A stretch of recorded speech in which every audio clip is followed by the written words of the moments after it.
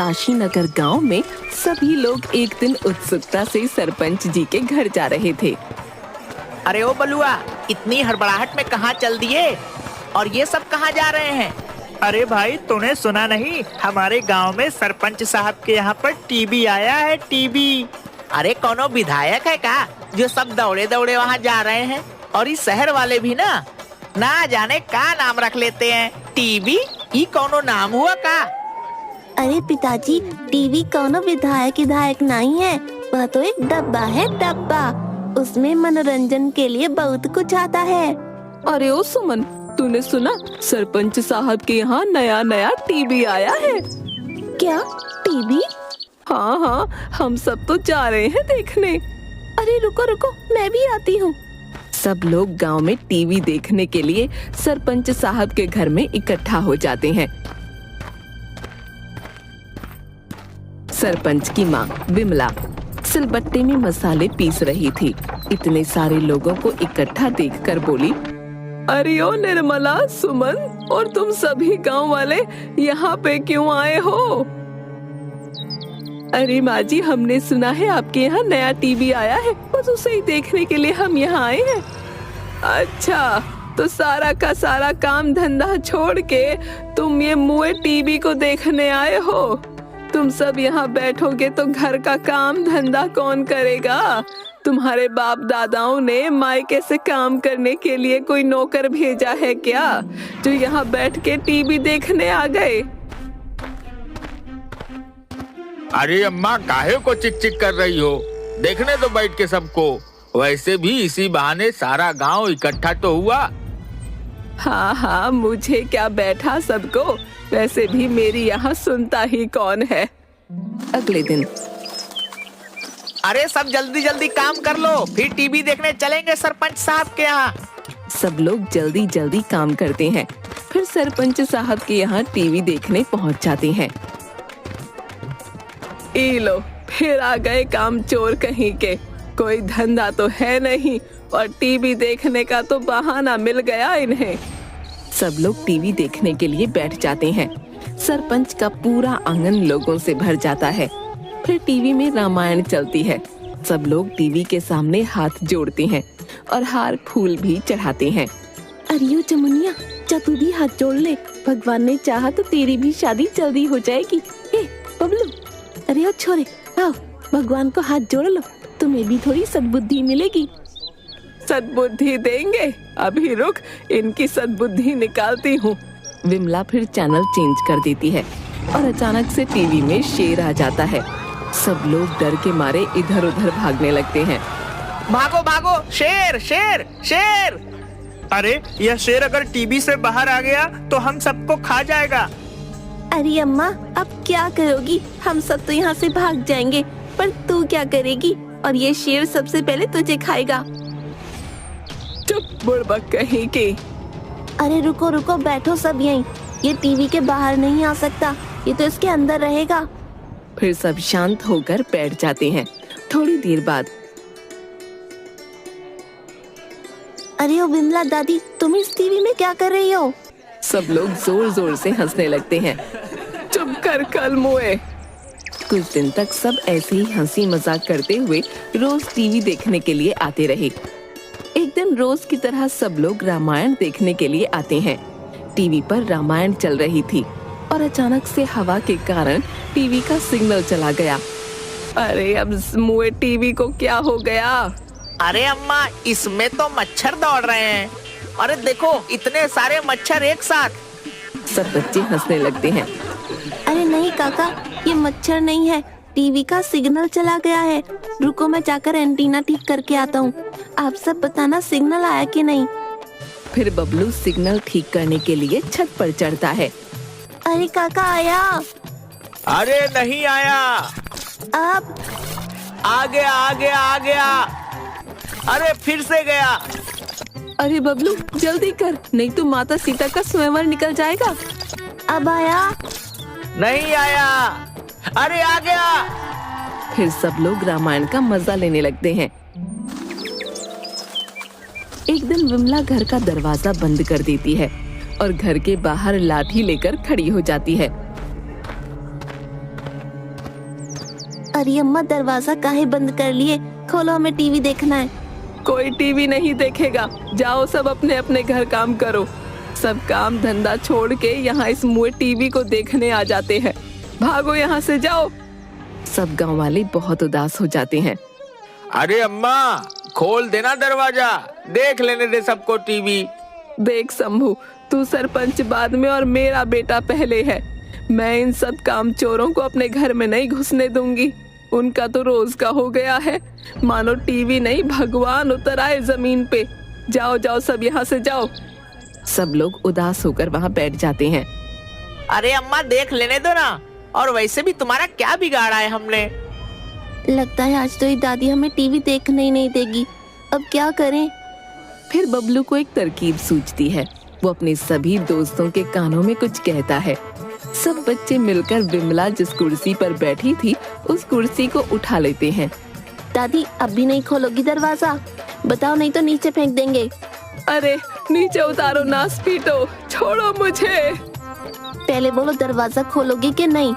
अरे नीचे तो उतारो मुझे, खोलती हूँ दरवाजा। फिर विमला दरवाजा खोल देती है और सब लोग फिर से टीवी का मजा लेने लगते हैं। एक दिन सभी लोग रोज की तरह टीवी के लिए इकट्ठा होते हैं। सब आश्चर्यचकित हो जाते हैं। टीवी कहाँ गई? अरे अम्मा, कहाँ छुपा दिया टीवी को? हाँ, कहाँ छुपा दिया उस टीवी को? मुझे क्या पता, मैं जब उठी तब देखा कि यहाँ टीवी ही नहीं है। सच्ची सच्ची बता दो दादी, तुमने टीवी को कहाँ छुपाया? अरे निकम्मो, मैं सच कह रही हूँ, मैंने टीवी को हाथ भी नहीं लगाया। अरे तो फिर टीवी कहाँ गया? सरपंच साहब, आप ही समझाओ अम्मा को, देखो कैसे झूठ बोल रही हैं। अरे नहीं नहीं भाइयों, इस बार अम्मा सही कह रही है। हम सब जब सुबह उठे तभी से टीवी नहीं था। इसका क्या मतलब कि टीवी चोरी हो गया? टीवी चोरी हो गया? अरे चोरी ही करनी थी तो अम्मा का सोना चांदी चोरी कर लेते। हमारा टीवी काहे चोरी किया? टीवी चोरी हो गया।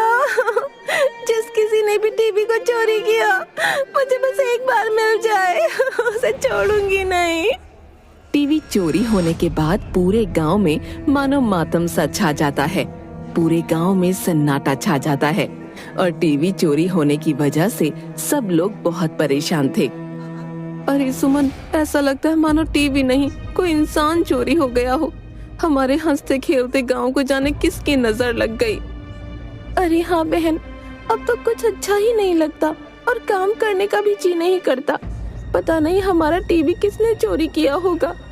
अरे मुझे तो उस अम्मा पर ही शक है, बुढ़िया ने छुपा दिया होगा टीवी कहीं पे।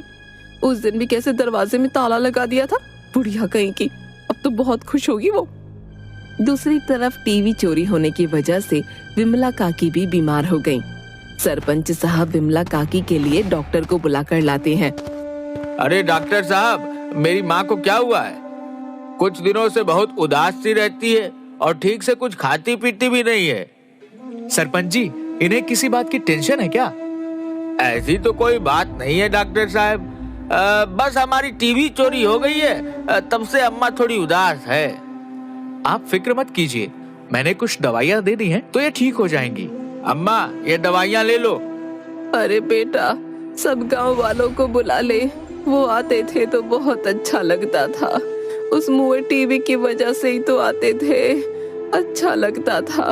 अब नहीं है तो मानो गांव की रौनक ही खो गई है।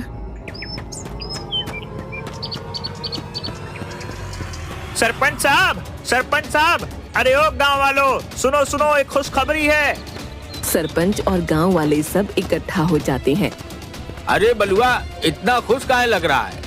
और ऐसी क्या खुशखबरी लेकर आया है? अरे हमारी टीवी मिल गई। क्या टीवी मिल गई? कहाँ है? कहाँ मिला तुझे? अरे मैं पास के ही गांव में किसी काम से गया था तो उन लोगों ने हमारी टीवी को चुरा लिया और अपने गांव के चौपाल पर लगा दिया उसे। उनकी इतनी हिम्मत कि हमारी टीवी चुराकर गांव के चौपाल पर लगा दिया। अरे पर रुको, ये भी तो हो सकता है ना कि वह उनका खुद का टीवी हो। अरे नहीं नहीं सरपंच साहब, मैंने खुद इस बात की पुष्टि की है। वह हमारा ही टीवी है। आपको याद है एक बार बबलू और इन बच्चों ने टीवी पर कुछ निशान बना दिया था, वैसा ही निशान उस टीवी पर भी है। तो वह टीवी हमारा ही है ना। पास के गांव वालों ने हमारा टीवी चोरी कर लिया। उनकी इतनी हिम्मत कि सरेआम हमारी टीवी को चोरी करके चौपाल पर लगा दिया। चलो भाइयों, हम सब चलकर उनसे अपना टीवी लेकर आते हैं।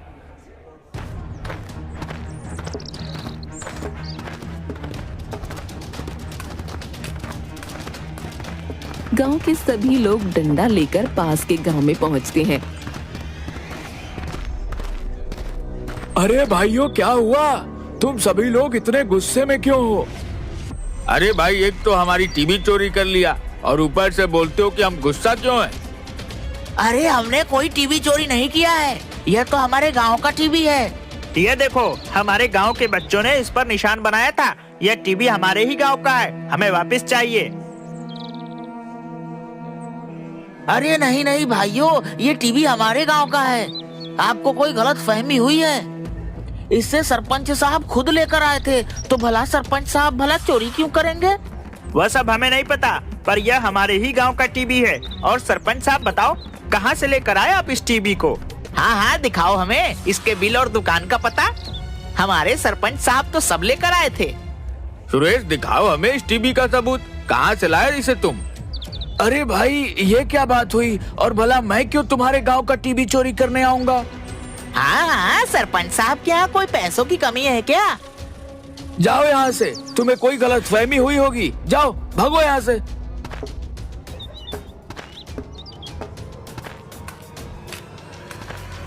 अरे सरपंच साहब, मेरे पैसे। कितने दिनों से तुम्हारे यहाँ भटक रहा हूँ। अरे भाई, पर मुझे यह तो बताओ कि तुम्हें पैसे किस बात की चाहिए? रोज रोज आ जाते हो मुंह उठाकर पैसे मांगने। अरे याद करो, तुमने मुझे ये टीवी चुराने के लिए कहा था और कहा था कि अगर मैं ये टीवी चुरा लूंगा तो तुम मुझे 1 हफ्ते की शराब के पैसे दोगे, पर अभी तक तो 1 रुपया भी नहीं दिया। देखा, अब सच सबके सामने आ गया ना। अरे भाई, पर मैंने कब कहा था तुम्हें टीवी चुराने को? देते हो कि ये टीवी फोड़ दूं? और फिर बेवड़ा अपनी लाठी से टीवी पर वार करने ही वाला था कि तभी काशी नगर के लोग और पास के गांव के लोग उस बेवड़े के हाथ से लाठी छुड़ाते हैं। अरे भाई, यह टीवी हमारा है और यह सरपंच झूठ बोल रहा है। अगर यह बेवड़ा नहीं आता तो तुम में से कोई भी हमारी बात कभी नहीं मानता। भाइयों, मारो इसे। और सब सरपंच को मारने के लिए अपनी अपनी लाठी उठा लेते हैं। तभी पास के गांव के सरपंच की पत्नी आ जाती है। अरे अरे भाइयों, रुको रुको, मेरे पति को मत मारो। अरे भाभी जी, हटो सामने से। तुम्हारे पति ने काम ही ऐसा किया है, ऐसे कैसे छोड़ दे इन्हें? इसने हमारे गांव की रौनक छीन ली। इसी की वजह से हमारी बूढ़ी अम्मा बीमार हैं और तुम कहती हो इसे छोड़ दें? अरे भाइयों, मैं तुम्हारे सामने हाथ जोड़ती हूँ, मैं इनकी तरफ से माफी मांगती हूँ। वो बात कुछ ऐसी है कि इन्हें भूलने की बीमारी है। इन्हें याद ही नहीं रहता कि ये क्या कर रहे हैं। अरे ओ देवी जी, कौन सा पति? किसका पति? कौन हो तुम? और मेरी तरफदारी क्यों कर रही हो? और वैसे भी मैंने किसी का टीवी नहीं चुराया है। हटो यहाँ से। हे भगवान, तुम चलो घर, तुम्हें बताती हूँ मैं। अब तो आप सबको यकीन हो गया ना। सब लोग जोर जोर से हंसने लगते हैं।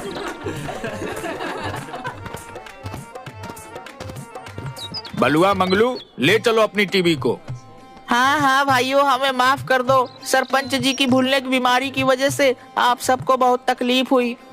अरे पर भाई, अब मेरे पैसे कौन देगा? अरे भाई, ये लो। अगर तुम आज नहीं आते हो तो सच का पता ही नहीं चलता। फिर काशी नगर वाले अपना टीवी वापस लेकर आ जाते हैं और गांव ले जाकर टीवी की पूजा करके फिर से टीवी को उसकी जगह पर रख देते हैं। काशी नगर की रौनक फिर से वापस आ जाती है।